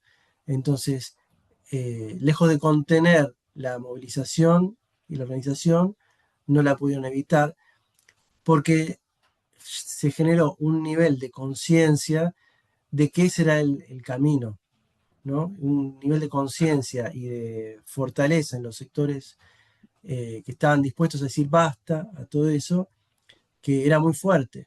Por eso el otro caso que yo les decía, y que estaba en el flyer con el que los invité, de Cisneros, es a partir del cambio de gobierno, que eso también es importante, un gobierno que define otra política hacia el conflicto social, pero que los vecinos de La Boca, ante el asesinato de un militante del comedor Los Pibes, salen y toman una comisaría de La Boca, sacan a todos los policías sin un arma de fuego ni nada, todo pacífico, eh, y logran que se detenga a este personaje que era un buchón de la policía, ¿no? Fíjense en cómo es un cambio importante para entender las características del conflicto social. Ya no es solamente marchar, sino tomar una posición activa y de enfrentamiento ocupando una comisaría con actores armados, que son las policías, digamos, ¿no? Lo que habla de la decisión y la voluntad de confrontación de- que se da en un lugar especial, que es La Boca, que tiene mucha organización social, etc.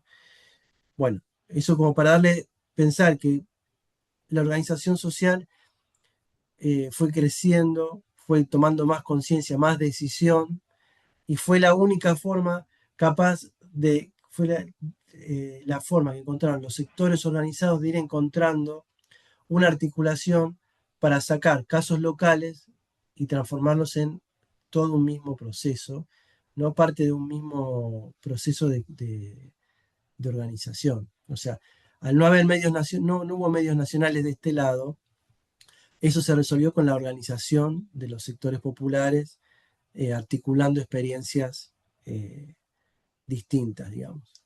Eso era importante.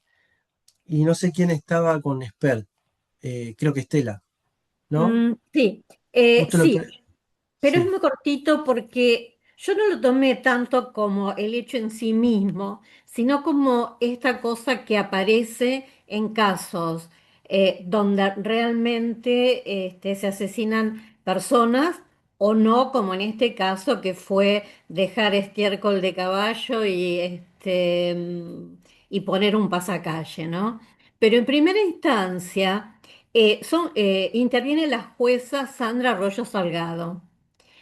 Y después, esto fue noticia ahora en estos días, porque la Cámara Federal de San Martín revocó el fallo de la jueza y les dictó falta de mérito. Pero cuando uno lee la disposición, digamos, de la jueza, utiliza una terminología de terrorismo de Estado, de sedición, para enmarcar y contextualizar el hecho, ¿no? Entonces, a mí me quedó esto como en este caso, como en el caso que expusieron los compañeros y las compañeras, no es una cuestión solamente de la fuerza que actúa en ese momento, policía, fuerzas armadas, sino de todo el Estado en su conjunto y sobre todo el del Poder Judicial. Y el poder político, que es el que baja la política de represión, si no, no hay evidentemente represión. Y eso está presente en todos los pequeños casos y en los grandes casos, cómo se reprime la protesta social, porque inclusive a dos de estas chicas las mandaron a la cárcel un par de semanas. Entonces, ahora lo tomo con esto último que vos dijiste, donde, bueno, no queda más que ese entramado que puede dar la organización social para luchar contra estos diferentes estamentos, porque la justicia en general queda ahí, en el primer plano del acto delictual, pero nunca se avanza mucho hacia arriba, hacia los verdaderos responsables de estas situaciones de represión, ¿no? Y eso nada más quería decir. muy bueno. Mm, Gracias, No sé si estaba Juli con... ¿Querías decir lo de Nisman o otro caso? No sé. Sí. Sí, no, sí, sí. Bueno, en este caso sería un caso desde otra perspectiva, ¿no? Sería no más que nada desde las luchas populares, sino más que nada desde una situación, desde el privilegio, ¿no? Bueno, como sabrán, en 18 de julio de 1994 se da la cuestión del coche bomba que destruye la sede de la Asociación Mutual Israelita, en Argentina, la AMIA. Eso deriva después que en septiembre de 2004, Néstor Kirchner, como presidente, nombra a Alberto Nisman como fiscal a cargo de la investigación. Octubre del 2026, Nisman presenta cargos formales acusando al gobierno de Irán de dirigir el ataque, ¿no? Y a Hezbollah de ejecutarlo. 27 de enero de 2013, Argentina e Irán firman el memorándum de entendimiento para crear una comisión de verdad sobre el atentado, cosa que Nisman hace y presenta su oposición firmemente ante ese acuerdo, argumentando que es un intento de encubrimiento. Entonces, desde ese momento y con su detonación en el enero de 2015, desde una acusación contra Cristina Fernández de Kirchner, ¿no? Se da en el 14 de enero.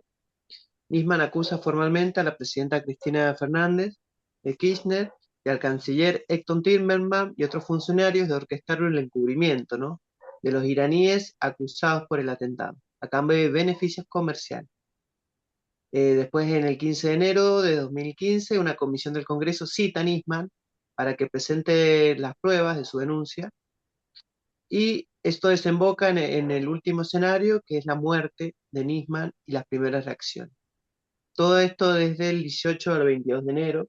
El 18, día domingo, el cuerpo de Alberto es encontrado sin vida en el baño de su departamento en el exclusivo barrio de Puerto Madero, en Buenos Aires. Presenta un disparo en la sien derecha y a su lado se encuentra un arma calibre 22 Versa. El 19 de enero, la fiscal Viviana Fein es la que está a cargo de la investigación y afirma que la autopsia preliminar no muestra intervención de terceros y califica, o aunque evita calificarlo de suicidio. En ese mismo día, Cristina Fernández de Kirchner, ya como presidenta, publica una carta en Facebook especulando que Nisman pudo haberse suicidado y preguntándose qué lo llevó a la terrible decisión. El 22 de enero de 2015, la presidenta escribe una segunda carta en la que afirma que está convencida de que Nisman fue asesinado. Sugiere que agentes de inteligencia lo necesitaban muerto después de que le hubieran proporcionado información falsa.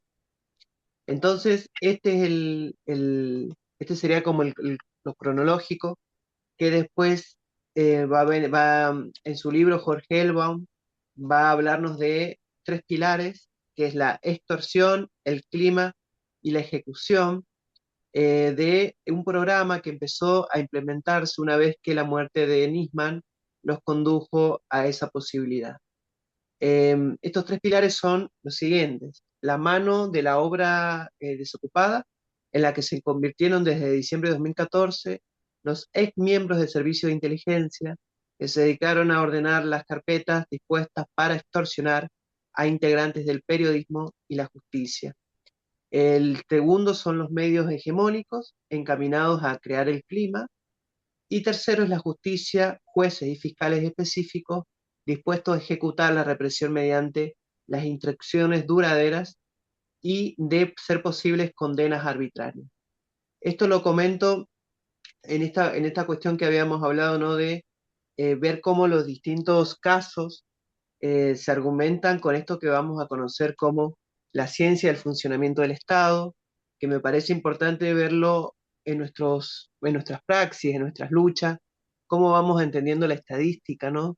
Que es uno de los temas. Por ejemplo, vemos una referente en los progresismos que puede ser Julia Estrada, que ha como condensado esta imagen, ¿no? De la estadista dentro de los movimientos más progresistas, pero que en fin y al cabo es entender que hay que abrir el panorama porque acá se disputa la relación de privilegio con el Estado y las decisiones públicas. En ese sentido, la estadística se muestra como la teoría del Estado. Y eso es importante porque lo que vamos a ver de que siempre se privilegia el saber expresado cuantitativamente en forma numérica. Y quienes proponen el número es lo que permiten hacer un retrato, ¿no? Un retrato numérico del estado de las cosas para gestionar la cosa pública, al fin y al cabo. Esto es entendido como cómo formalizar matemáticamente un retrato, ¿no? Cuando hablamos de crimen y hablamos del retrato, el recorte que se hace, es justamente la formalización de eso, es lo que permite la sociedad, o sea, de la sociedad que permite gobernar, entendiendo como las vidas ejemplares, ¿no? Cuando esto es lo que discute la estadística, ¿cuáles son las vidas ejemplares? ¿Qué retratos de la vida hay que imitar? Eso es lo que se encarga de hacer esa estadística como teoría del Estado, y después cuando ya tiene una vida ejemplar, o puede condensar lo que es una vida ejemplar, se encarga de pasar del ejemplar a la estadística. Y ahí es donde la estadística decide qué es normal y qué no es normal. Esto lo podemos ver, y ahí después ya le dejo la pelota a Héctor, justamente en la teoría del peso de la prueba, donde a través de esto lo que se hace justamente es decidir quién tiene las posibilidades de haber cometido un crimen, de haber muerto en qué circunstancias, bajo qué situaciones, y quiénes no. A los quienes no van a ser justamente el error, el privilegio del error, que muchas veces en las lecturas de la justicia se va a negociar para justamente en base a ese pasaje del error que pase justamente este estado de militar profundo, ¿no? Que teje sus privilegios desde los sistemas de inteligencia. Yo lo cerraría con esta cuestión de Nisman, de la película de Hoffa, no sé si la han visto, pero es muy fuerte no entender eso mismo del estado profundo militar, que muchas veces desde las luchas sociales, desde la militancia, no logramos captar está funcionando, ¿no? En el funcionamiento del Estado. Eso sería como la cuestión de Nisman para darle un cierre, ¿no? A ese caso. Muy bueno, Juli.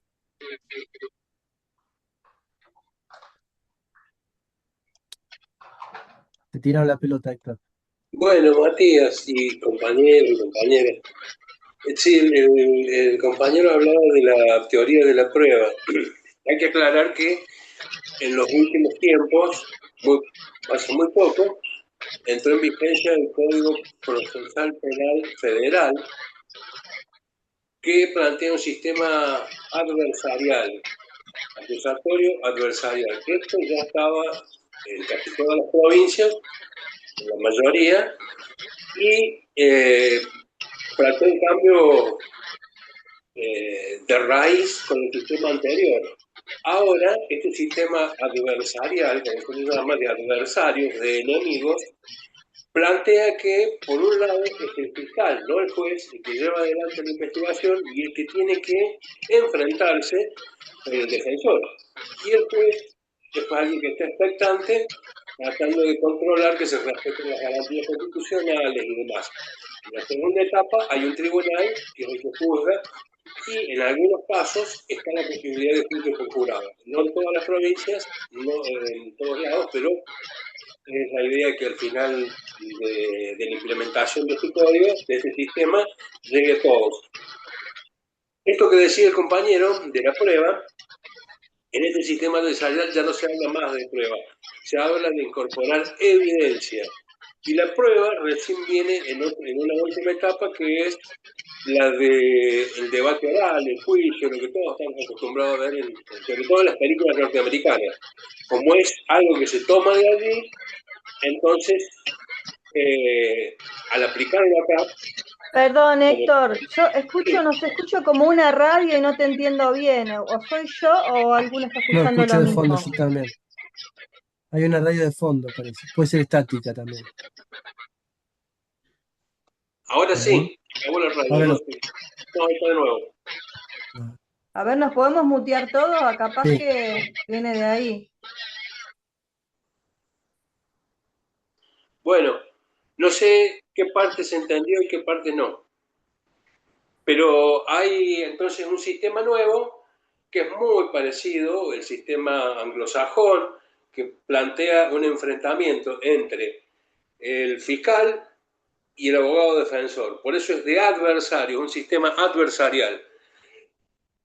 Aquí en Latinoamérica en general lo que implica es una privatización del derecho, ¿no? Porque, madre mía, de aquel que no pueda pagarse un abogado que puede dedicarse de lleno, plenamente, a defenderlo.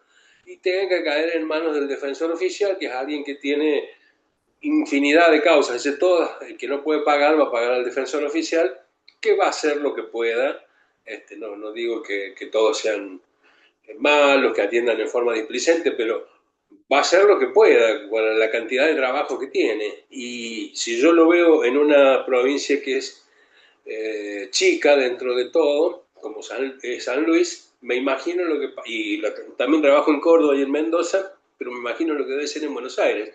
Un defensor oficial que tenga que atender, a veces se sientan y están leyendo el caso ahí, o hay alguien que atrás, algún empleado judicial, le ha leído el caso por ellos y le está diciendo de qué se trata y demás, porque no tienen tiempo, porque no hay capacidad. Bueno, esa privatización del derecho ya imaginan a quienes está dejando en inferioridad de condiciones. Basta con ver lo que pasa en el sistema penitenciario, quiénes son los que están presos. Y van a ver que son los mismos que resultan perjudicados por este sistema. Es decir, el costo lo pagan, como en todo el sistema capitalista, los que menos tienen. Es lo que se ha modificado ahora en cuanto a lo que el compañero decía, esto de la prueba. Bueno, ya no hay más prueba en una primera etapa, salvo prueba anticipada, es decir, aquella que, porque el paso del tiempo hace imaginar que algún testigo no va a llegar con vida o no va a poder declarar en el debate oral, bueno, se anticipa la prueba.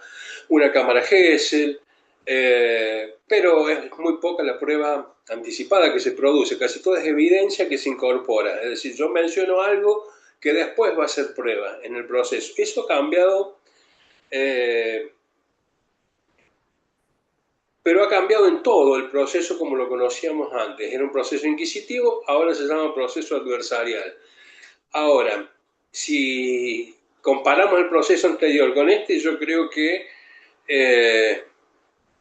era beneficioso para estas personas de las que estamos hablando, para este sector social, los que menos tienen, los que siempre caen en el defensor oficial o en el abogado que pueden pagar como lo puedan pagar, y era beneficioso el otro sistema, porque había una presencia más efectiva del Estado en un juez que estaba presente en todo momento. Acá el juez se transforma nada más que en un juez de garantías, como le digo. Alguien que está controlando que se respeten ciertos derechos constitucionales y nada más, está expectante.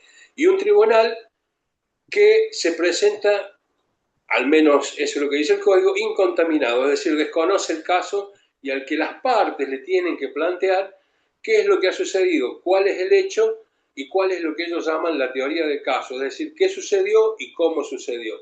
El que argumente mejor, el que puede expresarse de mejor manera, el que cuente con más medios, es el que, en definitiva, va a convencer al jurado y va a ganar.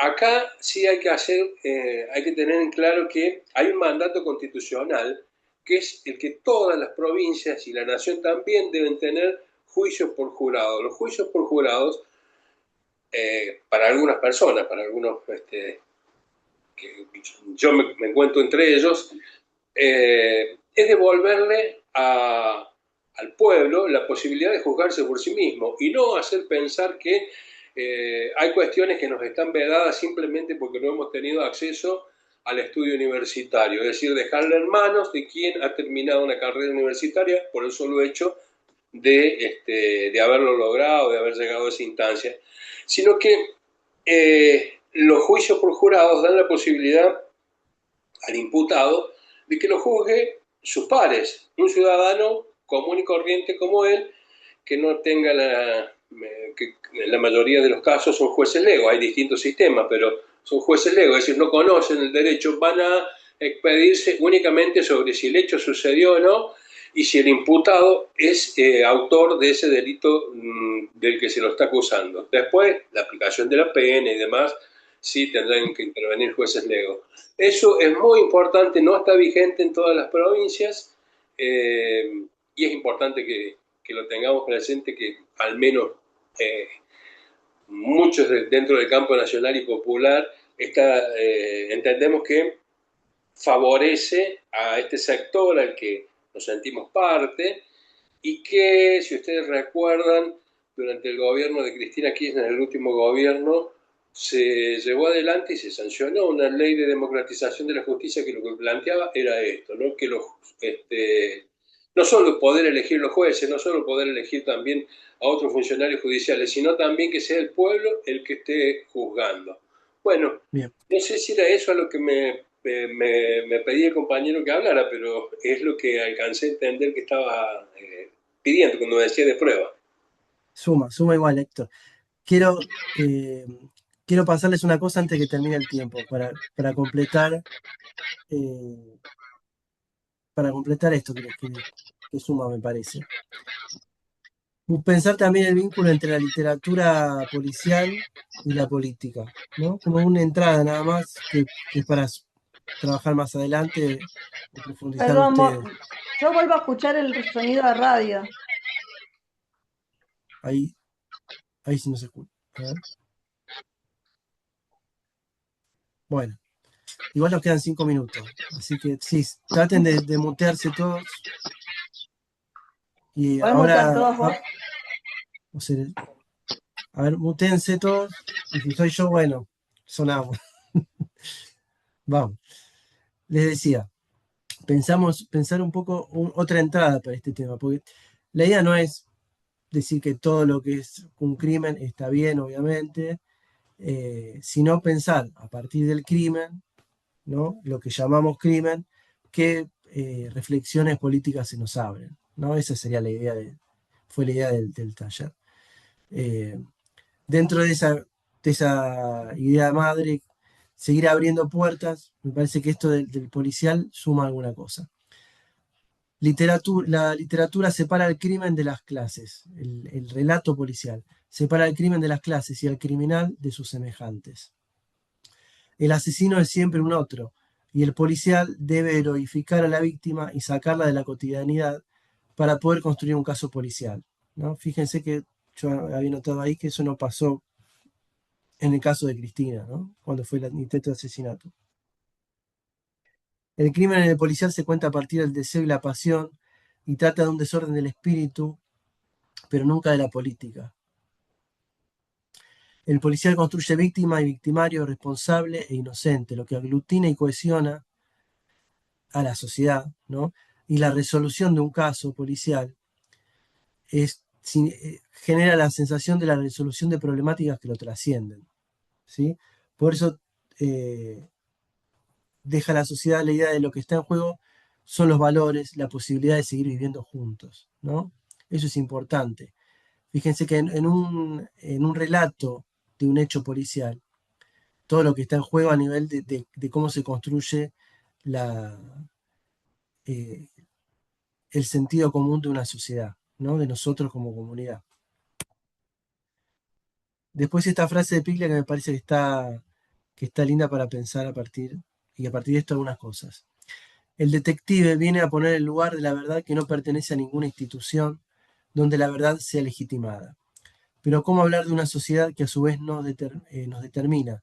¿Desde qué lugar externo juzgarla si nosotros también estamos dentro de ella? Esto le digo porque el detective ni siquiera es policía en los relatos, muchos relatos policiales, ¿no? Se para por afuera de todo. El género policial da una respuesta que es extrema. El detective, aunque forme parte del universo que analiza, puede interpretarlo porque no tiene relación con ninguna institución, ni siquiera con el matrimonio. El detective no puede incluirse en ninguna institución social, ni siquiera la más microscópica, porque ahí donde quede incluido no podrá decir lo que tiene que decir, que es esa tensión entre la ley y la verdad. Fíjense, bueno, se me ocurría como ejemplo de discursos que se paran por fuera de la estructura social, los zócalos de los noticieros, esa frase de Chabrán que decía sacarme una foto a mí es como matarme, y también el discurso político, incluso de muchos referentes del campo popular, que le hablan siempre a una supuesta clase media de fantasía, ¿no? Pienso, por ejemplo, en Massa, que le habla a un sector promedio, digamos. Eh, a ver, una cosa con esto. Esperen que dejo de compartir un segundo. Para pensar, me parece, eso de si hay un discurso por fuera de la sociedad, ¿no? No existe. Es una ilusión y en todo caso lo construyen, pero el discurso que se para por fuera de la sociedad le pasa como el Frente Vital que decía Juan Manuel, ¿no? Es muy importante anular ese recorrido porque es peligroso para la reproducción del orden.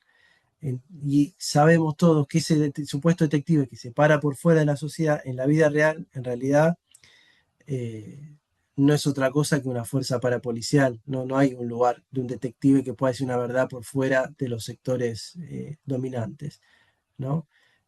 Aunque esos sectores dominantes se oculten y tengan que sacrificar a un peón como los militares en la dictadura, esa figura es una figura mentirosa, la del detective. Y una última reflexión en relación a esto, no hace falta que después yo les paso el PowerPoint, pero de César González, no sé si lo escucharon o lo vieron, es un chico que estuvo en un internado de menores y que después sacó varios libros y algunos documentales, y me parece que es interesante. A él le decían, y lo cito, a mí me decían, vamos a evaluar cuando estés apto para reinsertarte una vez que estés recuperado y que estés regenerado. Y yo les decía, ¿cómo voy a reinsertarme donde nunca estuve inserto? ¿Recuperarme de qué? ¿Salí a robar porque estaba enfermo?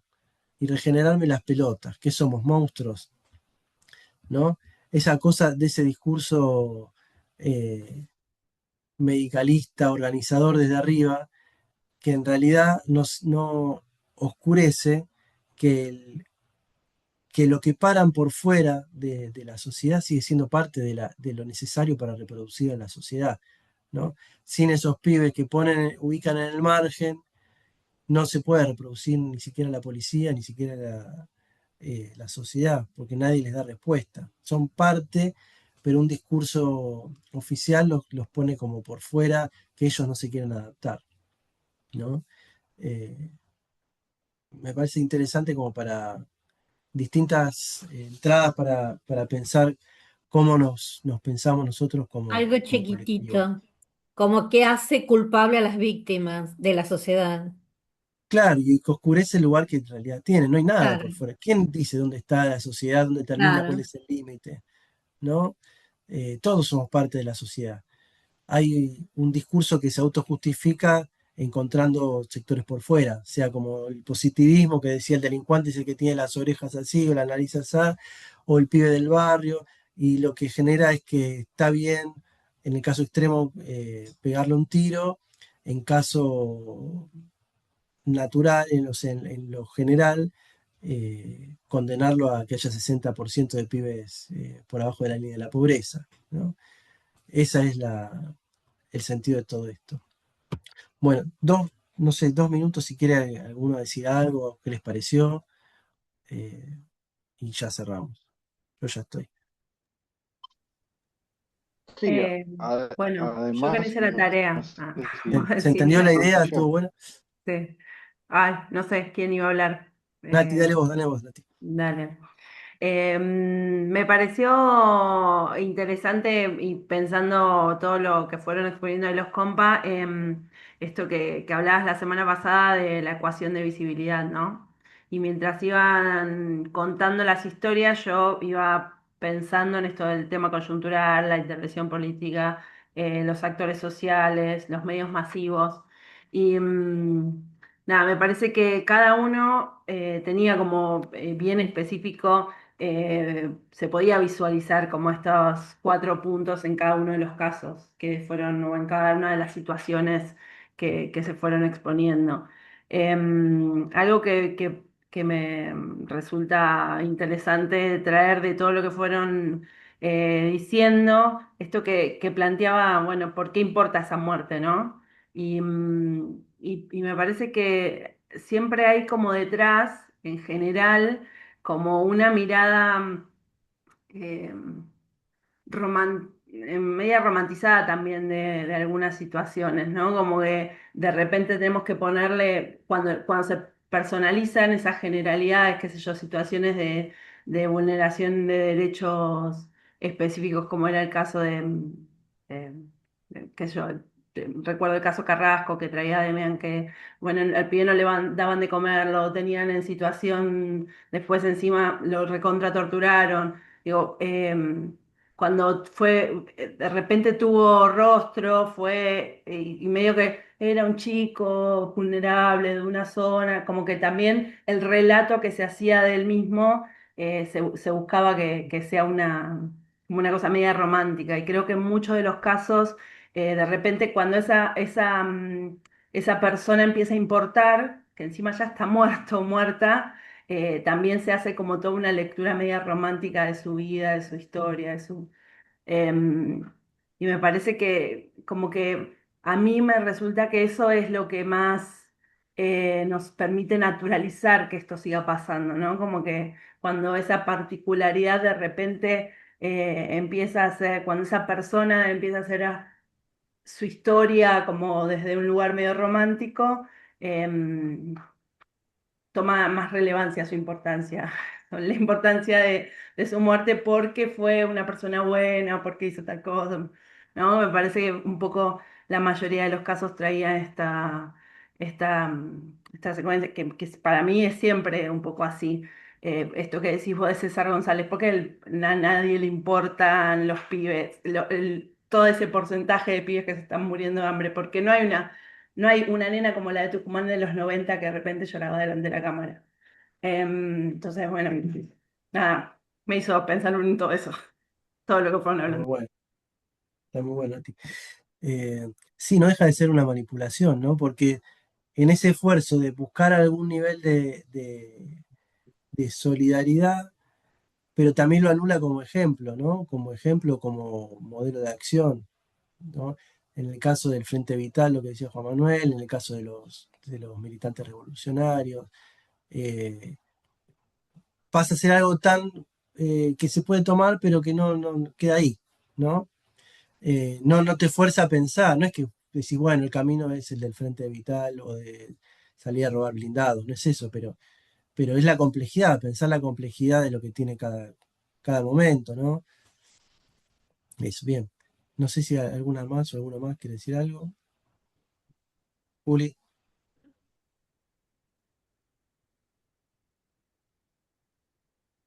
dale, Bueno, Juli, ahí está. Quiero agradecer. justamente a la pregunta que hizo la compañera antes, ahí cuando vos también estabas diciendo, ¿quién decide entonces, no? ¿Quién decide quién, como con toda esta cuestión del crimen, ¿no? Y ahí es donde, justamente por eso cuando dijo Héctor, que lo hice comentar, el tema del peso de la prueba, porque es la estadística quien decide qué es normal. Y justamente el tema de la normalidad habla de cuando es ya algo no necesita ser seguido, sino que se transforma en normalidad. Cuando decimos normalidad es como cuando estos procesos de construcción, podemos decir política representativa y participativa, entra en tensión, ¿no? Por eso les traje, y yo quería mencionar el tema de Nisman, porque para mí con el tema de Nisman se estableció una normalidad, ¿no? Una normalidad que legitima de cierta forma el lawfare y la situación que estamos viviendo. En este tema de la tensión, ¿no? Entre lo que se sigue y la normalidad, justamente la podemos ver en una tensión abierta y que seguramente quedará para ser observada, el tema de Juan, ¿no? Juan grabó y viene a ser algo a qué seguir, ¿no? Una vida ejemplar a qué seguir para volverse normalidad. En esta cuestión de lo que podríamos decir la batalla cultural, ¿no? Cuando nos reflejamos, pero más a profundidad. Porque lo que es el peso de la prueba, yo lo traía porque es un tema que muchas veces no se comparte, pero es la evolución histórica de esta decisión, ¿no? Del poder de esa decisión, de quién decide, que se formaliza en la estadística. Ya no se habla de peso de la prueba, pero se formalizará en la estadística y está implícito, ¿no? Y ese tema, bueno, que hay muchos Ian Hawking, ¿no? En esta evolución de la estructura jurídica histórica y todo el tema que tiene que ver, ¿no? Con las instituciones burocráticas de las ONG europeas, que después se transforman en jurisprudencia para los territorios. Esto que decían bien los líderes, ¿no? Y las personas a quien seguir, ¿no? En la lucha de que cuando dejamos entrar una embajada yanqui al territorio, ahí se está bajando quién decide y quién no, ¿no? En términos estadísticos. Y el otro tema, ¿no? Que justamente estas luchas, como mencionaron los otros casos, ¿no? Donde se ve la tensión, que es un pueblo artesanal, ¿no? Lo artesanal del pueblo que pugna por otra forma de vida y de vivir la normalidad, ¿no? Que son estos casos, como mencionaron, ¿no? A través del arte y lo artesanal. Porque hay que tener en claro, y ya para cerrar esto, que hay una necesidad de cambiar nuestras constituciones para reflejar esa evolución científica, estadística, sobre el carácter experimental de la normalidad. Y ahí me parece donde hay que ser conscientes de que estamos en un momento muy crítico, ya lo mencionaba John Dewey, ¿no? Con esta cuestión de los públicos experimentales y de la contranorma. Si decimos, por ejemplo, que un NISMAR establece una normalidad donde mi ley no es cuestionado, entonces la única opción o vía que nos queda es la contranorma. Pero esa contranorma ya el capital elabora ciertos ejemplos, ¿no? O campos experimentales o públicos experimentales que también están minados y también están, de cierta forma, impedidos de construir una contranorma que dé vuelta a la normalidad. Entonces eso sería como, lo dejaría ahí para que entendamos esa tensión que necesitamos trabajarla y profundizar. Muchísimas gracias Bien, por que pase el taller. gracias, Juli. Bueno, ¿alguna más quiere decir algo? ¿Alguna? Si no cerramos, no pasa nada. Pero la idea, como Rinesi trabaja, Eduardo Rinesi trabaja la tragedia para pensar la política, más que la ciencia política, la política, el crimen, o la idea del crimen, lo que sugiere puede ser otra entrada para lo mismo, ¿no? Hay que ver desde dónde se cuenta, ¿no? Hay todo un tema para pensar. Porque en el caso de la tragedia tenés los escritos de Shakespeare, de los que fueran, de los griegos. Acá tenés los medios, o habría que ver el relato de los compañeros de militancia, en el caso que tenga que ver con la militancia, o los compañeros de aventuras, en el caso de los bandoleros sociales. Pero bueno, quisimos darle una entrada al tema de pensar en nosotros desde ese lugar. Car, ¿bien? Sí, sí, sí, todo bien. Bueno, Muy bueno, como siempre. gracias, Car. Bueno, si estamos, cerramos acá y vamos pensando alguna idea para el próximo. Acepto Gracias. sugerencias. Genial. Interesante. Justamente ahora el 8 de mayo es el Día de la No Violencia Institucional. Bien. Bueno, cerramos acá. Bueno, buenas noches. Bueno, Les mando un abrazo y nos vemos pronto. bueno, Gracias, Matías. gracias por Ahora, todo. Adiós para Chao. todos. Chao, tenemos compas. suerte. Hasta luego. Chau, chau.